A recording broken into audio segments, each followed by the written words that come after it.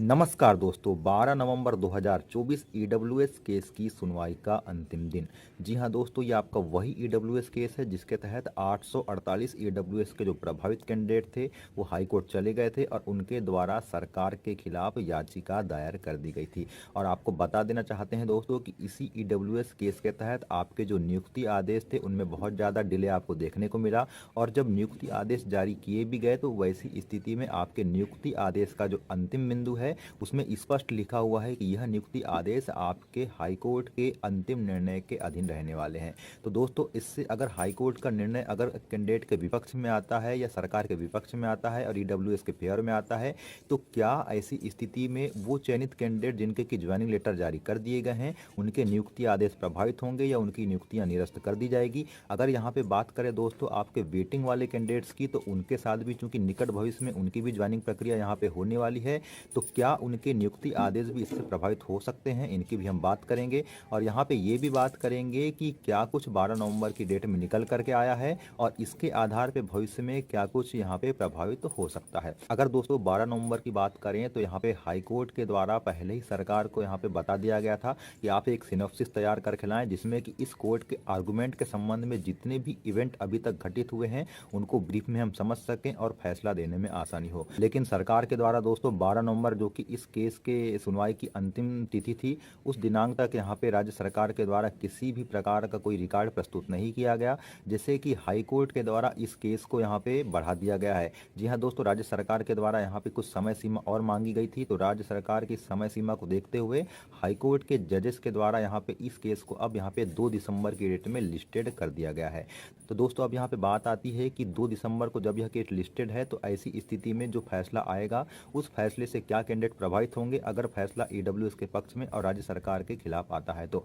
दोस्तों मैं आपको बता दूं कि फैसला किसी के भी फेवर में आए, यहाँ पे जो चयनित कैंडिडेट हैं जिनके की नियुक्ति आदेश जारी कर दिए गए हैं उनको किसी भी प्रकार की चिंता करने की आवश्यकता नहीं है। आपका किसी भी प्रकार से कोई नियुक्ति आदेश निरस्त नहीं होने वाला है। जी हाँ दोस्तों, मैं आपको यहाँ पे 100% श्योर कर देने वाला हूँ कि किसी भी प्रकार की कोई नियुक्ति आदेश में निरस्तियाँ नहीं हो सकती। और जहाँ तक वेटिंग वाले कैंडिडेट्स की बात है जो कि भविष्य में उनके नियुक्ति आदेश जारी होंगे, तो उनके साथ भी किसी भी प्रकार की कोई घटना घटने वाली नहीं है। दोस्तों आपको बता दूं कि अगर ईडब्ल्यूएस के पक्ष में फैसला आता भी है तो सरकार यहाँ पे वो कैंडिडेट जो कि यहाँ पे ज़्यादा मात्रा में चयनित कर लिए गए हैं उनको यहाँ पे समायोजित करने की बात करेगी कोर्ट के द्वारा। दोस्तों आपको बता दूं कि बिल्कुल भी किसी के विपक्ष में फैसला नहीं सुनाया जाता है, कि सबके हितों का संरक्षण यहाँ पे कोर्ट के माध्यम से किया जाता है। अगर रिसेंट की ही बात करें तो आप यहाँ पे वर्ग 3 की भर्ती प्रक्रिया का एग्जाम्पल देख सकते हैं। यहाँ पे बीएड वाले जो कैंडिडेट थे जिनके की नियुक्ति आदेश यहाँ पे जारी कर दिए गए थे, तो यहाँ पे हाईकोर्ट के द्वारा कहा गया कि उन नियुक्ति आदेशों को यथावत रखा जाए और आगामी जो भी भर्ती प्रक्रिया यहाँ पे आयोजित होने वाली है उसमें बीएड वाले जो कैंडिडेट है उसको प्राथमिक शिक्षक भर्ती से बाहर रखा जाए।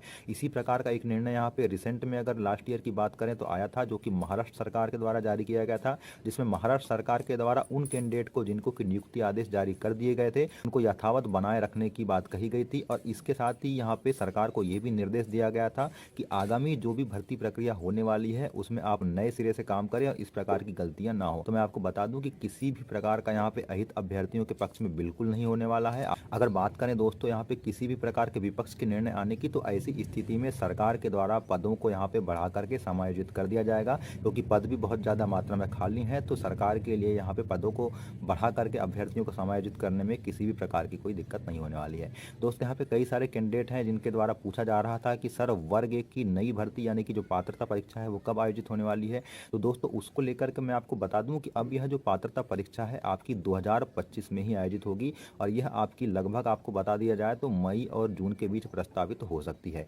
दोस्तों इसी प्रकार की इन्फॉर्मेटिव वीडियो मैं आपके बीच हमेशा लाता रहता हूं, आगे भी लाता रहूंगा। जो चीज़ें आपके यहाँ पे मुद्दे उठ रहे हैं उन पर वीडियो बनाता रहूंगा। इसलिए आपको भी क्या करना है कि इस वीडियो को ज़्यादा से ज़्यादा शेयर करना है, ज़्यादा से ज़्यादा लोगों तक ये न्यूज़ पहुँचाना है। आपको इसी प्रकार से चैनल पर अपना प्यार बनाए रखना है ताकि हमें मोटिवेशन मिल सके और हम आपके लिए काम कर सकें। इसलिए चैनल से आपको जुड़े रहना है, चैनल को लाइक शेयर और सब्सक्राइब जरूर करना है। आगे जो भी अपडेट आएगी उस पर मैं वीडियो जरूर लाऊंगा। तब तक के लिए नमस्कार।